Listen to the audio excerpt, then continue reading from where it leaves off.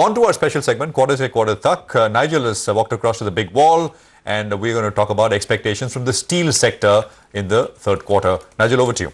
Well, the ferrous space will get some shine back, but not glittering as yet. That's for the third quarter. The steel sector earnings, they have fallen considerably after peaking out in the second quarter of FY22. That's because a combination of factors: weak demand, weak pricing, as well as higher coking coal costs.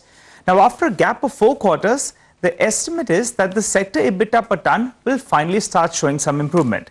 Well, let's run you through the key factors at play for the ferrous industry.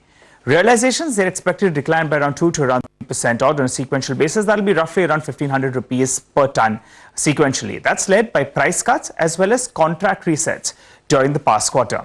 Raw material costs, well, they'll cool sequentially, which will aid non-integrated players in particular to a large extent. Coking coal costs are expected to decline by around $80 to around $100 per ton, while iron ore costs can decline by around 500 to around 750 rupees per ton. The volume growth is estimated at around 13% on a year-on-year basis during the quarter, led by a low base despite weak exports. There will also be close to around a 4,000 rupee per ton quarter-on-quarter recovery in steel margins in the third quarter, but it will still be almost half at what it was in the same quarter last year. On an EBITDA per ton basis, well, JSW Steel will deliver the biggest jump on a sequential basis, followed by SAIL, Tata Steel, as well as JSPL. But Tata Steel Europe, well, they'll struggle. They expect to report a loss led by a significant drop in prices as well as weak demand. That's what will impact their product mix. Valuation-wise, well, should come up for you on the screen, but as we know, the EBITDA part of that business, well, that fluctuates. Hence, there'll be greater focus on the price to book value, which for ferrous names, well, the price to book value is pretty much in line with what we have seen in the past averages. For metals, we know that momentum is more important. Moving ahead, the most critical element will be China reopening and also the Chinese government stimulus. That's what could aid the real estate sector out there and in turn aid steel demand. Coming back home, well, the pickup in domestic demand will be tracked as restocking takes place. Additional volumes can improve as export avenues reopens, while prices are higher as well. But some part of that price increases, well, they'll be offset by higher raw material cost as well. To help us understand what do we expect from the sector in the coming quarter, well, we have Amit Dixit, analyst at ICICI Securities, who joins us. Hi, Amit. Thanks so much for joining in. Well, before we get to the quarterly expectations, wanted to ask you, what is the current price difference between imported steel and domestic steel? I understand there have been a couple of price increases in the last 2 months here in India. Go ahead. Yeah, so if you look at the price difference with respect to China, we are at 5% discount. With respect to South Korea, particularly after Nippon Steel has increased prices for March deliveries by a hefty $150 per ton, we are again back at discount. So clearly there is an element of discount of around 8% over there. So there is definitely a headroom for domestic players to increase prices, provided demand in domestic market sustains. Okay, all right. So some kind of cushion for the domestic players. I recall in November, we were at a premium. So if there is a discount, then it gives some scope for price increase. At least we can hold on to these levels. Well, Amit, I wanted to ask you about your preference from the ferrous space itself. We have 4 large listed players. We have a brokerage note today coming in from another sell-side brokerage, which believes that SAIL is well placed. For you, from the top 4, what is your preference out there, and tell us why? Yeah, so our clear preference in the sector is JSPL. We have a buy only on JSPL out of 4 major names. Rest are either hold or reduce.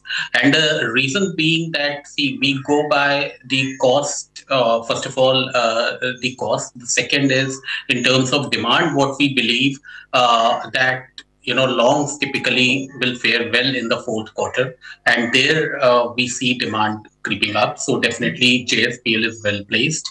As far as SAIL is concerned, well, from the risk reward perspective, we don't see much benefit over there. Although I would say that the higher iron ore cost in the country would definitely benefit integrated players like SAIL and Tata Steel. But given the fact that coking coal prices have started rising up, and this typically impacts sale more than the other players. So, in fact, in the period we were talking about, from October till now, coking coal prices have risen from $240 to $300 a ton, and that would progressively get reflected in the P&L. So, as a result, the spreads of companies like SAIL might not materially improve despite the improvement in prices that we see over here. On the other hand, JSPL is it is dependent for part of its capacity on the thermal coal, as well as they have a natural hedge for coking coal from their own mines in Australia. So there we see the benefit a little bit more. Okay. Since you do believe that there is headroom for domestic prices to go up, as well as, perhaps demand is also picking up, on JSW Steel, what are your thoughts? What kind of upside do you see in the near term, and what are the triggers? Well, as far as JSW Steel is concerned, see, provided if the domestic demand picks up, this company is best placed. The reason being they have a spare capacity. However, two things here. One is that I think we are being too optimistic on China at this stage. It all depends on how the policy pans out after Chinese New Year. And moreover, if you look at Chinese indicators, look at housing starts, look at the new area purchased for sales, or even look at the aggregate financing numbers. These were lower than expectations. So clearly, for any policy to sail through, it will take at least 3 to 6 months. So my point here is that the global factors might not play out as people are expecting. The second point that goes against JSW, unfortunately, is the high level of debt, relatively high level of debt. So if prices were to slide from here, I mean JSW would be a disadvantage. And the third and the final thing is that in case of JSW, we also see valuations. I mean, they are at an absolute high if you compare to the other peers, as well as its own trading average over last 10, 15 years, whatever time frame you take. So we believe from a risk reward perspective, things are not that, I would say, attractive over there. But at the same time, in terms of EBITDA growth, well, the company can show EBITDA growth because it has got enough headroom to ramp up volumes.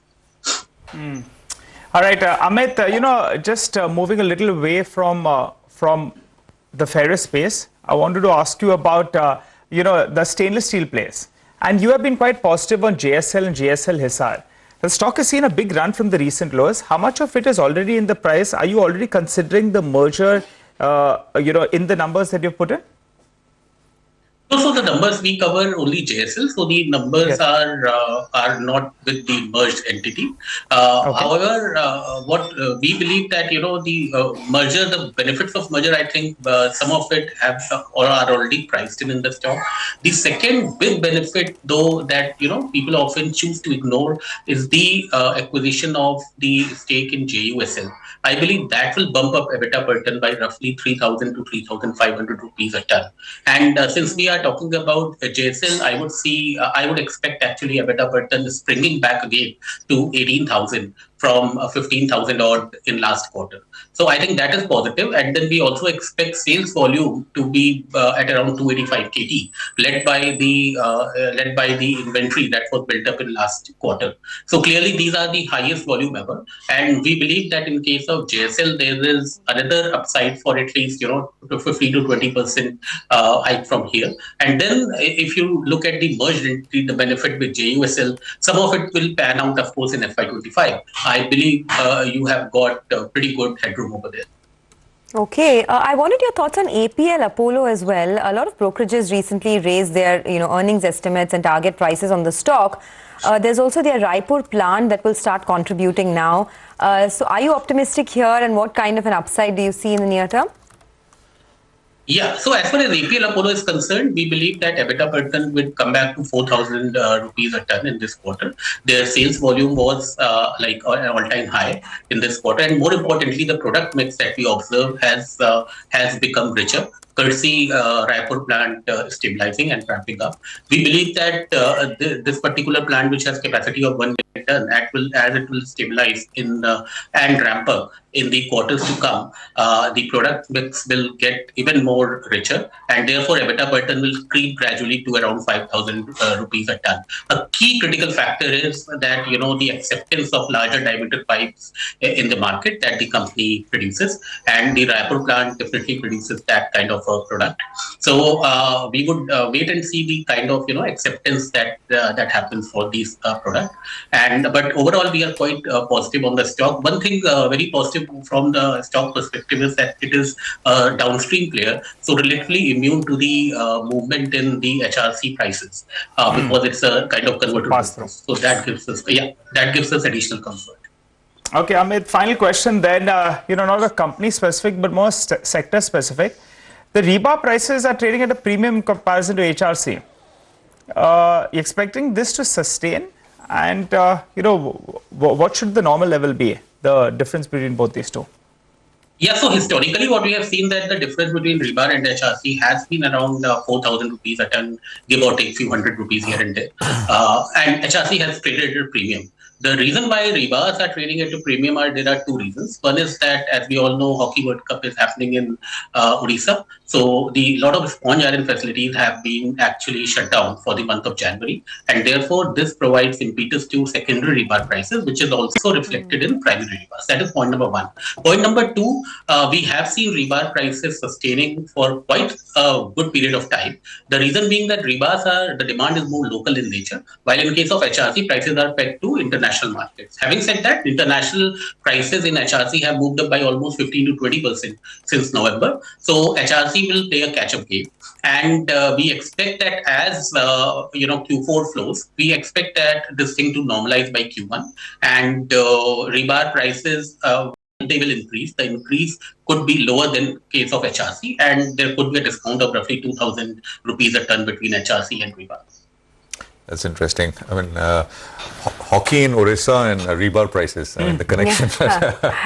Thank you very much. Interesting conversation. Interesting listening to you, Amit, as always. Thank you for joining us. But very good point, actually, by Amit, because normally the HRC prices trade at a premium in comparison to the bars. Yeah. Bars are used more domestically for construction, etc. But suddenly, it's flipped around, and now you have rebar prices that are trading at a premium. Many years I've never ever seen this, so good logic out there. Some of those sponge companies, they have shut down facilities, which is resulting in some bit of a scarcity in the secondary market, getting passed on to the primary market, and also more domestic demand driven. So that's why. So interesting point. Okay, well, for the market, market is